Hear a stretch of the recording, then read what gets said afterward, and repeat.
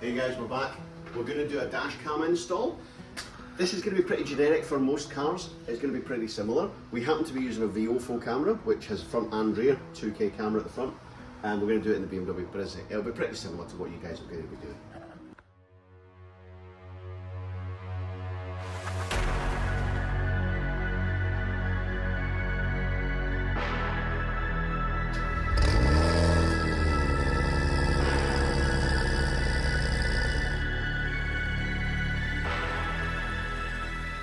So, tools you're gonna need. No, that's the guys over east. That's the cool guys that are over east. Oh, copyrighted. We don't do that. Okay. Okay. Unboxing. Yeah, let's see what's in the box. So we've got the hardwire kit for ours, because we don't really want to run lots of cables across the car. So we're going to hide the cables underneath bits of trim, which is why we've got a load of pry tools. We have a variety of different, what are they called? Add a circuit. Adder circuits at different sizes, because we don't know what we're going to need. We've got some cable ties. We have the hardwire kit, and we have the front camera and the rear camera. So let's have a look. Camera. Sticky thing on the back. It says GPS module. Okay, so it's got GPS built in as well. This, I'm guessing, is the rear camera. If you're doing a hatchback, guys, it's a lot easier to run the cabling for the rear camera through the headlining. Unfortunately, this is not one of those. This is a coupe, so we're going to have to run the cabling, I think, probably down the door sill would be the word. And then, yeah, it's going to be a nightmare at the back. Rear camera. So this is the same system I have in the Serato. It's a good piece of kit. We'll put a link in the description if you want to purchase one. Amazon has them on sale sometimes. But yeah, front camera, rear camera, parking mode, hardwire kit. I think the whole thing was like 250 bucks. Don't bother with that. It's not important. Read before installation. Yeah. It doesn't say much, we could read it. Why do we have... Is that screen protectors? Yeah. Mine didn't come with those. But it's to protect the screen. But it's huge. Okay. And that one doesn't even have a screen. I'm baffled so far. Well, it's because you didn't read the read before installation thing. Maybe it's the screen protector for that. How hard can it be? Oh, Maybe. There's loads of cables, man. Is there? More sticky things. That's for the cable runs. That is a long couple of cables. Yeah, to the rear. Small cable. Oh, you can give them a pry tool. That's quite clever. Wow. Quite impressive. We're collecting an assortment of pry tools. And More cables. Many more cables. There's lots of cables, man. Ah, should be easy. 10 minutes. Pretty stressed out. We're going to attempt to film most of this, so in case you guys want to do this to your car, So that's we'll get to it. In there. What is in the hardwire kit? More cables. Probably.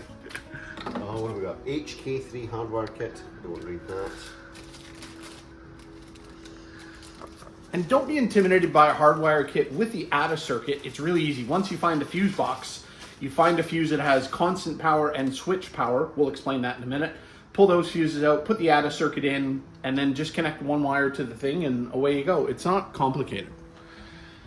No, not complicated at all. Not complicated at all. How do you eat an elephant? Small piece at a time. One bite at a time. Hey. Okay. Away we go. You may need a multimeter so that you can determine what is a switch live and what is a constant live. We have found the fuse box. It's quite far in there, man. Okay, so we're gonna have to probe. Excuse me? A baking powder? Some of the circuits and try and determine which ones are switch live and which ones are constant live. We're gonna come back to you when we've done that and determine where we're gonna put the ADA circuit. We'll give you some numbers. Okay, so we determined what points we're going to plug into. We're going to use fuse number 8, which is the cigarette lighter because it's a switched. And we're going to use 42. 42, which is an empty one on our car. Danger, danger! High voltage! We're going to use that as the constant power. Yes. Yeah. That was easy. Okay, so these are the ADA circuits, and we're going to use bullet connectors to plug into these and then slide the cover over. So we have... This is your accessory switched, and then we have a constant ground, constant 12 volt. Boring! This one already has a thing on it for grounding, so that one's easy. We don't need to do anything with that. And all we're going to do is crimp on bullet connectors to there. That'll out, and then the same with this one. Yep. So we managed to tuck the cables up behind the headliner here.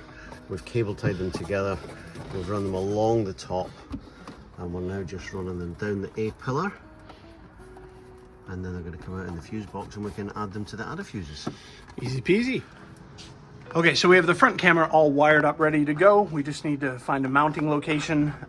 Cables ran down here and in the fuse box from behind here. And then we're gonna run the rear camera cable and then probably up behind the rear seat and then up to the rear window. So there you go, guys. About an hour and a half, I think, Lee, it took us. Yeah, about that. We've got the constant 12 volt, we've got the switch 12 volt, so it now records all the time in time-lapse mode, and when we turn the car on, it records at 30 frames a second. Front camera, rear camera, all in and done. Do you want to show them what it looks like from the outside, Lee? Yeah, the nice thing about the Viofos is they're a pretty small footprint. So from the front of the car, you know, it's barely visible. The rear camera is one of the smaller on the markets as well. You probably won't even be able to see it. Again, barely visible with, you know, a bit of glare there. And if you want to know what settings, because now we have the same cameras, if you want to know what settings we run, just let us know in the comments. We can make a video about that. But dash cams are a great idea nowadays with all the bad drivers out there. You don't want somebody trying to do some insurance fraud. You know, they run into you and then blame you. Camera's a good idea. Even if you just want to save your clips of really bad drivers and put them on YouTube, because Yes. we're planning on doing that as well. Yes. Stay tuned for the next one. All the things, of course, Do the thing and like and comment and all that.